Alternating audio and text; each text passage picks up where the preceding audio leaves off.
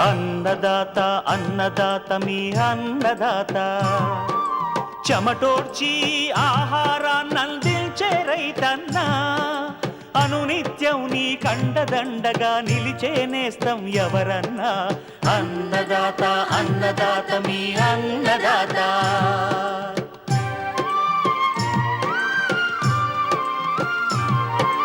నూతన రీతుల సాగుబడికి నూరింతలు పెరిగే దిగుబడికి సూచనలిచ్చే సస్య రక్షణకు పశు పోషణకి శాస్త్ర విజ్ఞానం అందించి ముందుకు నడిపే తెలుగు రైతు భారతదేశానికి మకుటం అయ్యేలా తీర్చిదిద్దే ఆశయంతో మిమ్ము మేలు కొలిపేది అన్నదాత అన్నదాత అన్నదాత మీ అన్నదాత అన్నదాత అన్నదాత మీ అన్నదాత.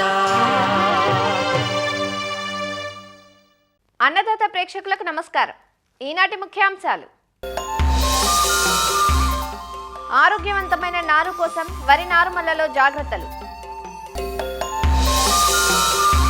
దక్షిణ మండలంలో వర్షపాతం తక్కువ ఉన్న ప్రాంతాల్లో ప్రత్యామ్నాయ పంటగా ఆముదం సాగు, రకాల ఎంపిక, సాగులో మెలకువలు. వ్యవసాయానికి అనుబంధ రంగాలకు చేయూతనిస్తున్న అజోల్లా ప్రాధాన్యత, పెంపకంలో మెలకువలు. ఇంకా జై కిసాన్ వ్యవసాయ సమాచారం.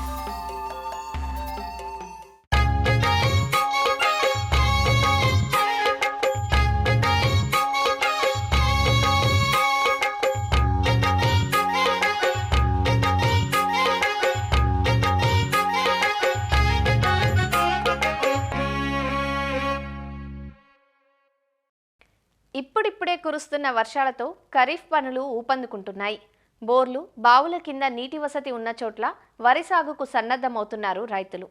ఇప్పటికే కొన్ని చోట్ల నారుమళ్లు పోసుకోగా చాలా చోట్ల నార్లు పోసుకునేందుకు సిద్ధమవుతున్నారు. కాలానికి అనుగుణంగా రకాలను ఎంపిక చేసుకుని నారుమళ్లలో శాస్త్రీయ యాజమాన్య పద్ధతులు ఆచరిస్తే ఆరోగ్యవంతమైన నారును పొందే అవకాశం ఉంది. తెలంగాణ ప్రాంతంలో వరి నార్లు పోసుకునే రైతులు ప్రస్తుత సమయంలో ఎలాంటి జాగ్రత్తలు తీసుకోవాలి, నారుమడి పెంపకంలో ఏ మెలకువలు పాటించాలి అనే వివరాలను మనకందిస్తున్నారు మెదక్ జిల్లా వ్యవసాయాధికారి దేవ్ కుమార్. ఇప్పుడే మనకి ఎండాకాలం ఆగిపోయి మనకి వర్షాకాలం స్టార్ట్ అయ్యే సమయం ఇదన్నమాట.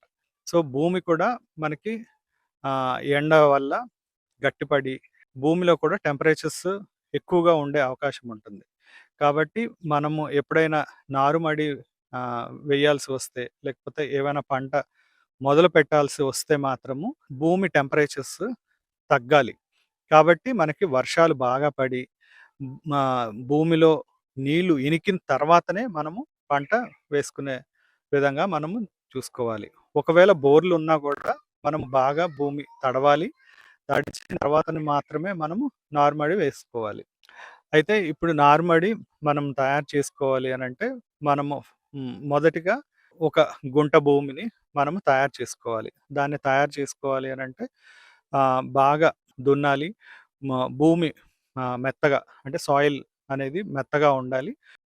నారుమడి ప్రిపేర్ చేసుకున్న తర్వాత మనము విత్తనాలు వేసుకోవాలి. కానీ ఈ నారుమడి ప్రిపేర్ చేసుకోవడం అనే దానికంటే ముందు మనం ఎప్పుడైనా ఒక పంట వేస్తున్నాము అని అంటే మొలక శాతం చూసుకోవాలి.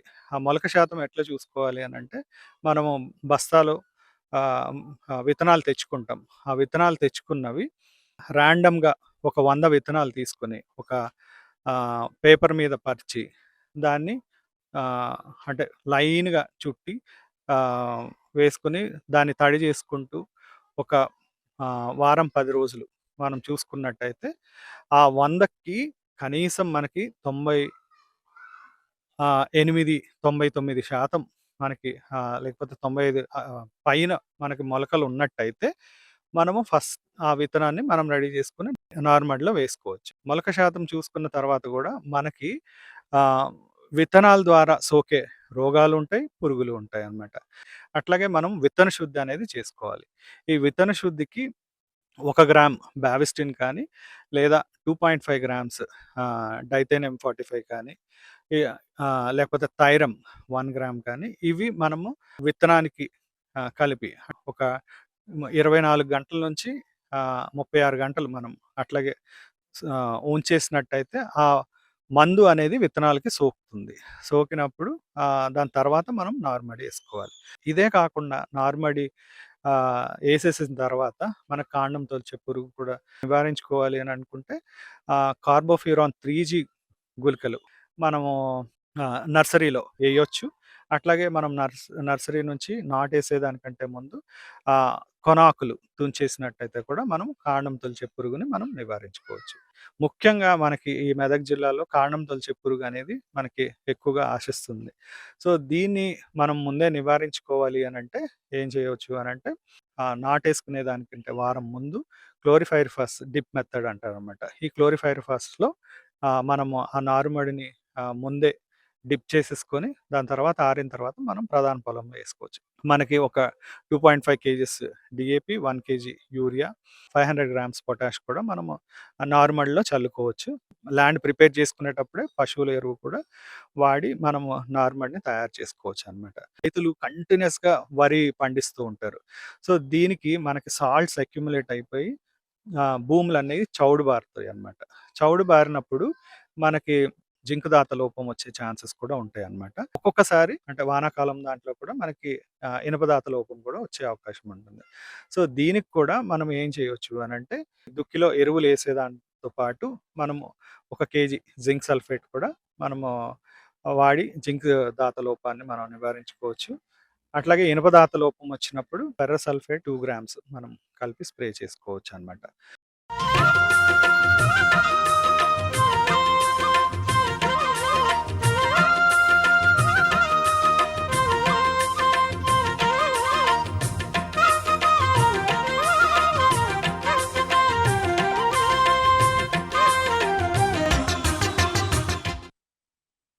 అటు పంటలకు ఎరువుగాను, ఇటు పశుగణాలకు మేతగాను ఉపయోగపడుతూ ఉభయతారకంగా ఉంటున్న నాచు మొక్క అజొల్ల. సాగు రంగంలో మొక్కలకు కావలసిన నత్రజని ఎరువును, అలానే పశువులు, జీవాలు, కోళ్లు, చేపలు, కుందేళ్ల పెరుగుదలకు అవసరమయ్యే పలు పోషకాలు, మాంసకృత్తులను అందించే మొక్క ఇది. అజొల్లాను రైతుల పాలిట కల్పతరువుగా చెబుతారు. గతంలో చెరువుల్లో విరివిగా పెరిగిన ఈ అజొల్లాను ఇప్పుడు రైతులు ఇంటి వద్దనే సొంతంగా పెంచుకుంటూ పశుగణాలకు మేతగా వినియోగిస్తున్నారు. అజొల్లా పెంపకంలో మెలకువలు, ఉపయోగాలను తెలియజేస్తున్నారు ఆచార్య ఎన్జీ రంగా వ్యవసాయ విశ్వవిద్యాలయం, విజయనగరం జిల్లా ఏరువాక కేంద్రం ప్రధాన శాస్త్రవేత్త డాక్టర్ తేజేశ్వరరావు. ఈ సమీకృత వ్యవసాయ విధానాల్లో రైతాంగానికి ఏదైతే మనకుండే ఈ పశు సంపదకి మనం ప్రత్యామ్నాయ పశుగ్రాసంగా మనం చూసుకోవాలి. అదేవిధంగా రానున్న ఈ రోజుల్లో ఈ ఇతర ఏదైతే వరి వ్యవసాయంలో కూడా ఉపయోగపడే ఈ అజొల్లా అనేది రైతాంగానికి ముఖ్యంగా అవగాహన తీసుకొస్తున్నాం. ఈ అజొల్లా అనేది ఏదైతే నీటి మీద తేలియాడే ఫెర్న్ జాతికి సంబంధించిన మొక్క. ఈ ప్రస్తుత వరి వ్యవసాయంలో కూడా దీన్ని 200 కిలోల వరకు వరి వ్యవసాయంలో వేసి 20% వరకు నత్రజని వినియోగం తగ్గించడం అనేది కూడా ఈ పంటల ప్రణాళికలో చెప్తున్నాం. వీటన్నిటికంటే ముఖ్యంగా రైతాంగం ఈ అజొల్లాని ఏ రకంగా పెంచుకోవాలి, లేకపోతే ఈ అజొల్లా అనేది దానికి ఉండే గుణగణాలు, దానికి ఉండే విలువలు మనం చూసుకుంటే అజొల్లాలో సుమారుగా 20% వరకు ప్రోటీన్లు, ఒక 15% వరకు మినరల్స్, అదేవిధంగా ఇతర ప్రయోజనకరమైన అంశాలు ఉన్నాయి. ఇది పెంపకం చేయడం అనేది రైతాంగం సుమారుగా వాళ్ళకు ఉండే రకరకాల పరిస్థితుల్లో సిమెంట్ తొట్టుల్లో పెట్టాం. అదేవిధంగా కొంతమంది ప్లాస్టిక్ వెర్మి బెడ్స్లో కూడా చేస్తున్నారు. ఇంకా కొంతమంది గోతులు తీసి టార్పలిన్ వేసి గోతుల్లో కూడా చేస్తున్నారు. వాళ్ళకుండే అవగాహన కొద్దీ వాటికుండే వనరులను బట్టి కూడా ఏవి చేసినా కానీ మొదట మనం చేసిన ఏదైతే మదర్ కల్చర్ అంటాం, మొదట మనం ఏదైతే రిలీజ్ చేసిన అజొల్లా అనేది మనం 1 కిలో రిలీజ్ చేస్తే ఒక వారం రోజుల్లో అది 4 కిలోలు ఏ రకంగా అవుతుంది. దానికి పెరగడానికి అనువుగా ఏదైతే ఈ అజొల్లా తొట్టెల్లో మనం ఆవు పేడ వేయడం కానీ, లేదు కొన్ని పరిస్థితుల్లో మనం చేసిన పరిశోధనలో ఆవు పేడ కంటే వెర్మీ కంపోస్ట్ వేయడం ద్వారా కూడా చాలా ఆరోగ్యకరమైన అజొల్లా పెరగ జరుగుతుంది. ఈ అజొల్లా పెరగకి ఈ ఆవు పేడ నీరుతో పాటు కొంచెంగా ఒక 5 నుంచి 10 గ్రాముల మినరల్ మిక్చరు కలపడం వల్ల కొంచెం ఆరోగ్యకరమైన అజొల్లా ఏర్పడడం జరుగుతుంది. సూర్యరశ్మి కొంచెం పాక్షికంగా కొంచెం నీడ ఉండే ప్రాంతాలు మంచిది. అదేవిధంగా ఎప్పుడైనా ఏదైతే ఈ మదర్ కల్చర్లో కానీ నీటిలో కానీ ఏదైనా కంటామినేషన్ వచ్చి ఏదైతే పాడైతే ముఖ్యంగా ఈ ఫంగస్ ఇన్ఫెక్షన్ వచ్చినప్పుడు మనం తీసి మళ్ళీ కొత్తగా కల్చర్ని తయారు చేయడం కానీ, ఒకసారి అజొల్లాను మనం తీసుకున్న తర్వాత వాటిని సేకరించి వాటికి ఏదైతే ఈ పేడ వాసన ఏదైతే వాటి పోవడానికి కొంచెం వాటిని కడిగి మేతకు ఉండే పశువులకి, ఆవులకు కానీ, మేకలకు కానీ, గొర్రెలకు కానీ ఏర్పాటు చేస్తే చాలా ఖచ్చితంగా అవి తినడం జరుగుతుంది. మొదటి రోజుల్లో 2 సంశయం ఉన్నా కానీ తర్వాత 1:1 నిష్పత్తుల్లో దానాతో పాటు వీటిని వాడడం వల్ల 20% ఖర్చు తగ్గడం, కావాల్సిన ప్రోటీన్లు చాలా అధికంగా దొరకడం, అందులోనూ ఫైబర్ లేదు కాబట్టి వీటి అరుగుదల ఏదైతే పశువుల్లో చాలా బాగా జరుగుతుంది కాబట్టి దీన్ని ప్రత్యామ్నాయ పశుగ్రాసంగా రైతాంగం పెట్టుకోవడం చూస్తుంది. పెరటికోళ్ళు కూడా అజొల్లను తినడం, అదేవిధంగా మేకలు గొర్రెలు కూడా ఈ అజొల్లాని చాలా వరకు రుచికరంగా ఉండడం వల్ల తినడం జరుగుతుంది. అదేవిధంగా ప్రతి 6 మాసాలకు ఒకసారి మనం పూర్తిగా ఈ సిమెంట్ తొట్టులను మనం క్లీన్ చేసి మనకు అవసరమైన మళ్ళీ కొత్తగా రీదాన్ని తయారు చేసుకోవచ్చు. ఎక్కువ స్థాయిలో మనకి ఏదైతే చేలలో వ్యవసాయంలో వరి వ్యవసాయంలో మనకి నత్రజని ఎరువుగా దీన్ని వాడతాం అనుకుంటే కనుక 200 కిలోల వరకు తయారు చేసి చేయొచ్చు. ప్రత్యామ్నాయ పశుగ్రాసంగా అందించడానికి ఈ సమీకృత వ్యవసాయ విధానంలో చాలా అనువైన ఒక ప్రత్యేకమైన సాగు అజొల్ల సాగు.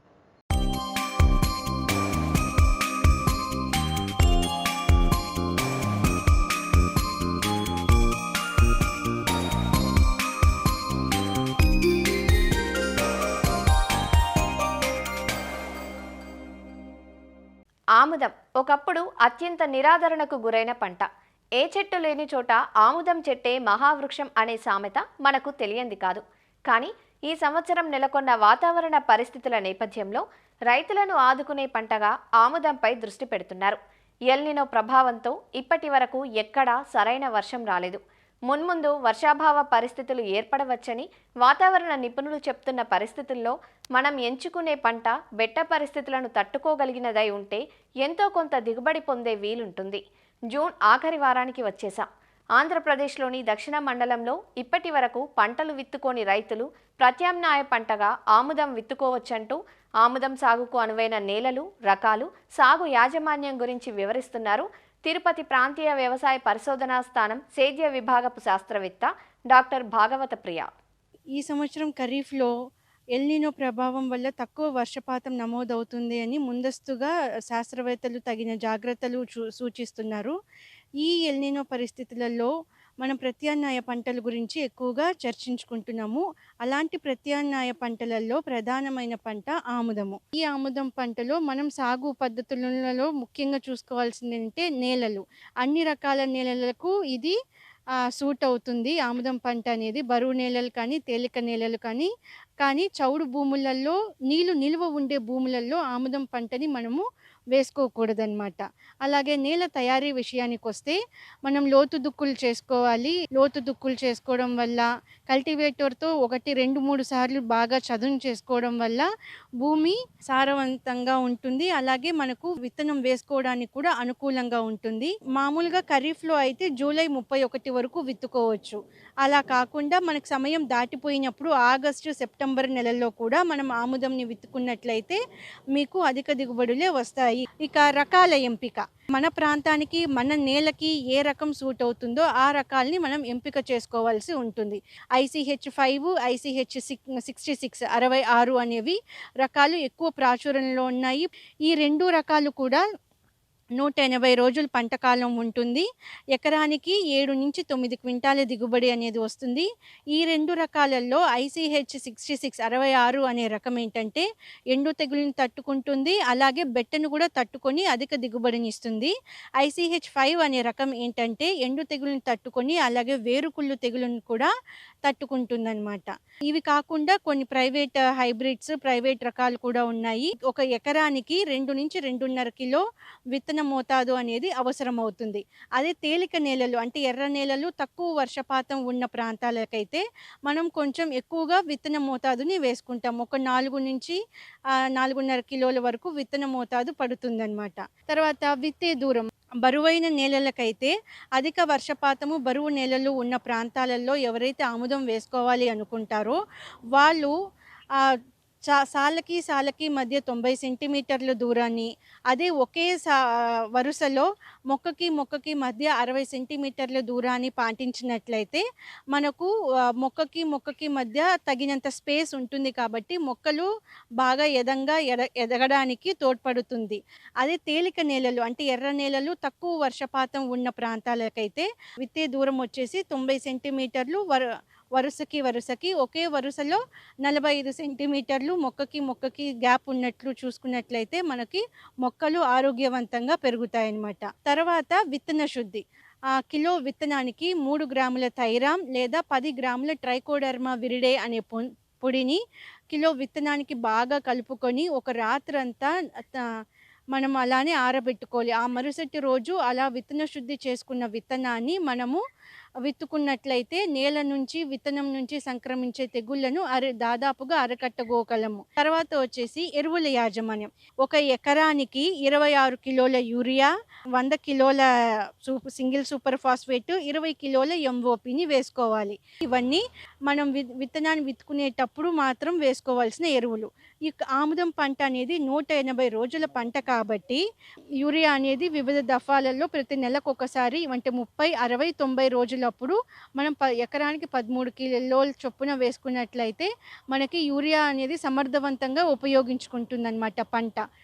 కలుపు యాజమాన్యానికి ఆముద పంటలో మనం సిఫార్సు చేసే కలుపు మందు ఏదంటే పెండిమిథాలిన్ 30% ఈసీ అని దొరుకుతుంది.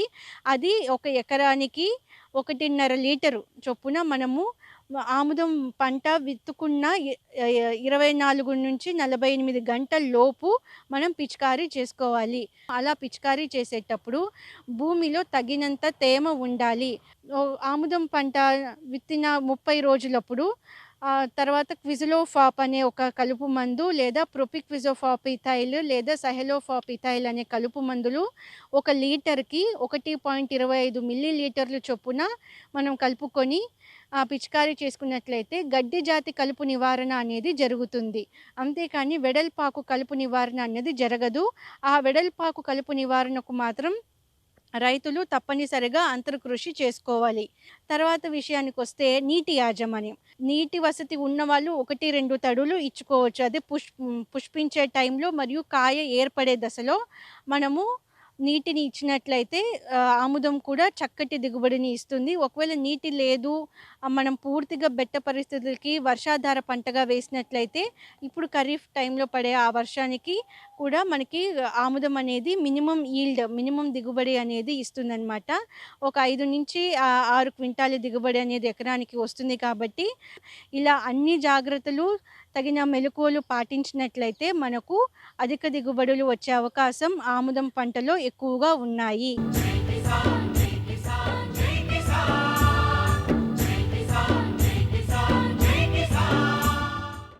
వ్యవసాయ సమాచారం ఇప్పుడు జై కిసాన్లో చూద్దాం. ఖరీఫ్ సాగుకు సమాయత్తమవుతున్న రైతులను ప్రస్తుత ఎల్నినో పరిస్థితులు కొంత ఆందోళనకు గురిచేస్తున్నాయి. సకాలంలో వర్షాలు కురుస్తాయా, సాగు పనులు సజావుగా సాగుతాయా అన్న సంశయం రైతులను వెన్నాడుతోంది.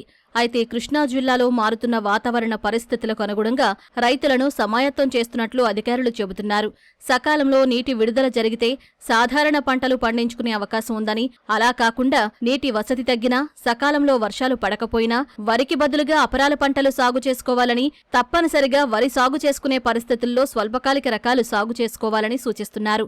కృష్ణా జిల్లాలో ఖరీఫ్ సాగు పరిస్థితులు, వ్యవసాయ శాఖ ఏర్పాట్లపై ఘంటసాల కృషి విజ్ఞాన కేంద్రం సమన్వయకర్త సంధ్యారాణి అందిస్తున్న వివరాలు ఇప్పుడు చూద్దాం.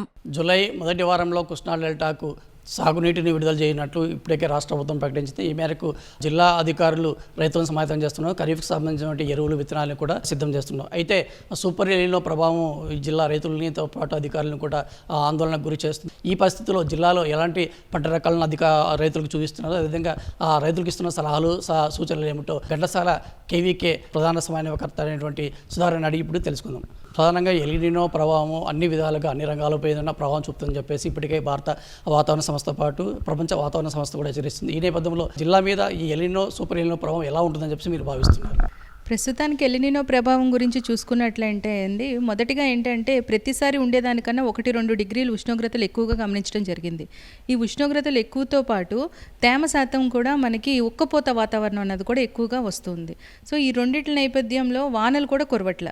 ఈ 3 దృష్ట్యా 75% వరకు కరువు ఉండేటువంటి అవకాశం ఉంది. ఒకవేళ వర్షపాతం కనుక అనుకున్న రీతిలో కనుక వచ్చినట్లయితే కనుక మనం యథావిధిగా కంటింజెన్సీ ఏమీ లేకుండా చేసుకోవచ్చు అంటున్నారు. వాటర్ కనుక టైంలో కనుక రిలీజ్ చేసినట్లయితే కనుక యథావిధిగా 1.67 లక్షల హెక్టార్లలో మనకి కృష్ణా జిల్లాలో వరి సాగు చేయడం జరుగుతుందండి. లేని పక్షంలో నీటి వసతి లేదు అంటే రిలీజ్ అవ్వడం లేట్ అయినా, లేకపోతే వర్షపాతం లేట్ అయినా దమ్ము చేసుకునేటప్పుడు చాలా ఇబ్బంది కలుగుతుంది. కాబట్టి అలాంటప్పుడు వరికి ప్రత్యామ్నాయంగా మనం మినువులు కానీ పెసలు కానీ వేసుకోవచ్చు. లేదు వరే వేసుకోవాలి అనుకున్నట్లయితే మీడియం టు షార్ట్ డ్యూరేషన్ వెరైటీస్కి వెళ్ళొచ్చు. అయితే ఈ రకాలు వేసుకునేటప్పుడు ఆ యొక్క సూచనలు శాస్త్రవేత్తలను అడిగి ఆ నేలను బట్టి కానీ లేదా నెక్స్ట్ వేసుకునేటువంటి పంటను దాన్ని బట్టి కూడా చర్చించాల్సి ఉంటుందండి.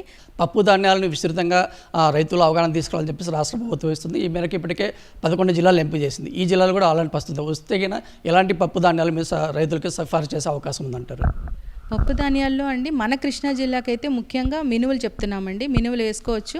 మనకి మినువుల్లో ఎల్బీజీ 752 రకం కానీ లేదా ఎల్బీజీ 904 కానీ 932 కానీ లేదా టీబీజీ 104 కానీ లేదా 141 కానీ లేదా జీబీజీ 1 కానీ 190 రకాలు కూడా బాగుంటున్నాయి. ఈ రకాలు కూడా వేసుకోవచ్చు. అంటే చిరు సంచుల దశలో కొన్ని ఉన్నాయి కానీ అన్ని రకాలు కూడా విత్తనాలు కూడా అందుబాటులోనే ఉంచడం జరుగుతుందండి. సాగునీటి విషయానికి వస్తే దాదాపుగా ఆగస్టు నుంచి ఈ సూపర్ ఎల్నినో తీవ్ర ప్రభావం చూపే అవకాశం అని చెప్తున్నారు. అయితే అప్పటికే పంటలు సాగు చేస్తే రైతులు అలాంటి పరిస్థితులు ఎలాంటి చర్యలు తీసుకోవాలి, ఒకవేళ సాగునీటిని తక్కువ మోతాదులో వాడుకోవడానికి ఎలాంటి మీరు సలహాలు సూచనలు అందిస్తారు? ప్రస్తుతానికండి వరికి అయితే మన రైతులకు అలవాటు ఏంటంటే పూర్తిగా నీళ్లు పెట్టడం అంటారు. కానీ అడపాదడప పొలాన్ని ఎండగట్టినట్లయితే సుడిదోమ ఉధృతి అనేది తగ్గుతుంది. ఎందుకంటే ఈ ఉక్కపోత వాతావరణం వల్ల దోమ ఎక్కువగా వచ్చేటువంటి అవకాశం ఎంతైనా ఉంది. కాబట్టి పొలాన్ని అడపాదడప ఎండబెట్టడం, అలాగే యూరియా కొరత కూడా ఉండొచ్చు అనేమో అని ఒక చిన్న అపోహత రైతులందరూ ఉన్నారు. యాప్ ద్వారా ఇస్తున్నారు. కానీ ప్రతి రైతుకి కూడా ఒక హోలోగ్రామ్ క్రియేట్ చేసి వాళ్ళకి ఎన్ని ఎకరాలు కౌలు రైతులు అవనియండి లేదా మామూలు రైతులు అవనియండి వారికి సరిపడ్డా యూరియా అయితే ఇవ్వడం జరుగుతుంది. కానీ కొన్నిసార్లు అధికంగా వేస్తే ఎక్కువ పండుతుంది అనేటువంటి ఆలోచనలో విచక్షణ రహితంగా 2-3 బస్తాలు ఎక్కువగా వేయటం, యూరియానే కాదండి ఏవైనా రసాయనాల్ని అధికంగా దయచేసి వాడొద్దండి. ఎందుకంటే అవశేష రహిత పంట ఉత్పత్తులు తీసుకురావాలనే ధ్యేయంతో మనం ఉన్నాం. కానీ ఎక్కువ రసాయనాలు వాడటం వలన ఎక్కువ పచ్చబడి మొక్కలు పురుగు తెలుగుకు కూడా దోహదపడుతూ ఉంటాయి. ఎప్పుడైతే ఈ వాతావరణం అనుకూలంగా ఉంటుంది, ఎందుకంటే దోమ అవని, కాండం తొలచు పురుగు అవనియండి, ఆకుముడత అవనియండి, పొడ తెగులు అవనియండి, ఎప్పుడైతే నత్రజని అనేది ఎక్కువగా ఇస్తున్నామో తెగుళ్ళు పురుగులకు కూడా మన పంటను మనమే ఆశింపజేసే విధంగా చేసుకుంటున్నాం. కాబట్టి సూచించినటువంటి రసాయనాలను వాడుకోవాలి. ఒకవేళ ఇప్పటికీ ఇంకా దమ్ము చేయలేదు కాబట్టి అవసరమైతే కనుక భూసార పరీక్షలు తప్పనిసరిగా చేసుకొని మన భూమిలో ఉండేటువంటి నిల్వలేంటి, ప్రధాన పోషకాలు నత్రజని కానీ భాస్వరం కానీ పొటాష్ కానీ ఎంతవరకు ఉన్నాయి, లేదా సూక్ష్మ పోషక లోపాలు ఉంటున్నాయి, జింక్ కానీ ఐరన్ కానీ. వరికి మరీ ముఖ్యంగా చూస్తే జింక్ లోపం అనేది రోజు రోజుకి పెరుగుతుంది. అది మన భూమిలో ఏ మోతాదులో ఉన్నదన్నది కూడా భూసార పరీక్షలు చేయించుకొని భూసార పరీక్ష ఆధార ఫలితాలుగా మనం కనుక ఎరువులు వాడుకున్నట్లయితే మంచిదవుతుందండి. అలానే ఉన్నటువంటి నీటిని సద్వినియోగం చేసుకోవాలి. అంటే ఇప్పుడు వరి వేస్తున్నాం, వరి గట్ల మీద కందేసుకోవచ్చు. అంటే సమీకృత వ్యవసాయం ఒకేలా కాకుండా మిక్స్డ్ ఫార్మింగ్ కానీ సమీకృత వ్యవసాయం, ఇంటిగ్రేటెడ్ ఫార్మింగ్ సిస్టమ్స్ కానీ ఇట్లాంటివి డబులింగ్ ఇన్కమ్ కోసం రైతులు చేపట్టాల్సి ఉంటుందండి. దీంతో పాటుగా పశువులు పెంచుకోవటం, చేపల పెంపకం, దీని నుంచి వచ్చినటువంటి దాన్ని మెన్యూర్ కింద యూస్ చేసుకుంటూ రీసైక్లింగ్ చేసుకుంటూ యూస్ చేసుకోవచ్చు. అలానే వరి నుంచి వచ్చేటువంటి గడ్డిని ఏదైనా ఉన్నా కూడా మనం యూటిలైజ్ చేసుకోవచ్చు. కేవలం వ్యవసాయం మీద కాకుండా వ్యవసాయం మరియు అనుసంధ రంగాల్లో కూడా రైతులు సమీకృతంగా కనుక చేపట్టినట్లయితే ఈ ఎల్నినో ప్రభావం నుంచి కూడా అందరం బయటపడేటువంటి అవకాశం ఎంతైనా ఉందండి. కృషి విజ్ఞాన కేంద్రం ఘంటసాల అనేది కృష్ణా జిల్లాలో మనకి సుమారుగా 25 మండలాలు ఉన్నాయండి. 7 సబ్ డివిజన్స్కి గాను 25 మండలాల్లో అంతా వ్యవసాయ అధికారులతో సహా అందరం కులంకుశంగా చర్చించుకుంటూ రైతు సోదరులకు కావాల్సినటువంటి అన్ని ప్రోగ్రామ్స్ చేస్తున్నాం. అలానే ఇవి కాకుండా కూడా మన వ్యవసాయ అనురంగ శాఖలైనటువంటి ఉద్యాన శాఖ మీద కానీ దేని మీదైనా కూడా సాంకేతికపరమైనటువంటి శిక్షణలు, సూచనలు, క్షేత్ర సందర్శనలతో పాటుగా రైతులకి మేము అన్ని వేళ ఫోన్లో అవైలబిలిటీ ఇస్తూ వాట్సాప్ గ్రూప్స్ ఉన్నాయండి. అన్ని విలేజెస్కి కూడా మేము వాట్సాప్ గ్రూప్స్ ద్వారా మెసేజెస్ ఇవ్వడం జరుగుతుంది. ఇది సూపర్ ఎల్నినో ప్రభావం నేపథ్యంలో కృష్ణా జిల్లా సంబంధించినటువంటి ఘంటసాల కృషి విజ్ఞాన కేంద్రము ఇప్పటికే రైతుల్ని ఆ దిశగా సమాయత్తం చేస్తున్నామని చెప్తున్నాం. ఘంటసాల కృషి విజ్ఞాన కేంద్రం నుంచి cameraman MS Obulesh, ETV news. మరిన్ని విభిన్న అంశాలతో రేపటి అన్నదాతలో మళ్ళీ కలుసుకుందాం. నమస్కారం. అన్నదాతలు తమ సందేహాలు, సమస్యలను 1800-425-4085 టోల్ ఫ్రీ నెంబర్లో ఉదయం 10 గంటల నుంచి 11 గంటల మధ్య పని దినాలలో సంప్రదించగలరు. ఈ కార్యక్రమాన్ని యూట్యూబ్లో www.youtube.com/annadaata ETV లింక్ ద్వారా వీక్షించవచ్చు.